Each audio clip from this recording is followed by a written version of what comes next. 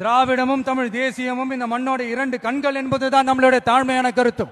அப்போ உங்களுடைய பார்வையே பேசிக்கே தப்பா இருக்கு. இப்ப புரிஞ்சா உங்களுக்கு? அப்போ ஒட்டுமொத்தமா நீங்கள் எல்லோரும் திராவிடன்ற ஒரு போர்வைகளை ஒளிஞ்சுக்கிட்டு இங்க இருக்கக்கூடிய நிலவளங்களை எல்லாம் சுருட்டிக்கிட்டு இங்கே ஆசியாவிலேயே மிகப்பெரிய பணக்காரனாக மாறிக்கொண்டே வருகிறீர்கள் பொழுது இங்கே தானே பிரச்சனை இருக்கு.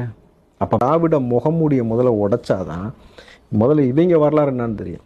பழனி பாபா சொன்னதை மறுபடியும் ஞாபகப்படுத்த வேண்டியது இருக்கு. எவன் ஒருவன் பெரியாரையும் எவன் ஒருவன் அம்பேத்கரையும் சந்தேகிக்கின்றானோ வேணான்னு சொல்றானோ அவனை நீ சந்தேகப்பட, அவனை கேட்டுக்காத, அவனை சேர்த்துக்காத, அவன் பேராபத்து அப்படின்றாரு. புரியுதுங்களா? பெரியார் ஏன் முதல்ல பெரியாரு என்னன்னு சொல்லணும்? அவர் பேர் என்ன? ராமசாமி. ஈவே ராமசாமி நாயக்கர் தானே.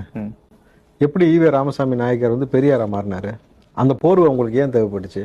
நீங்க பெரியார் தமிழை கொடுத்து இழிவா பேசினாரா பேசலையா? ரொம்ப சிம்பிளான கான்செப்ட். அவ்வளவுதான். இது நம்ம இப்போ அதெல்லாம் நம்ம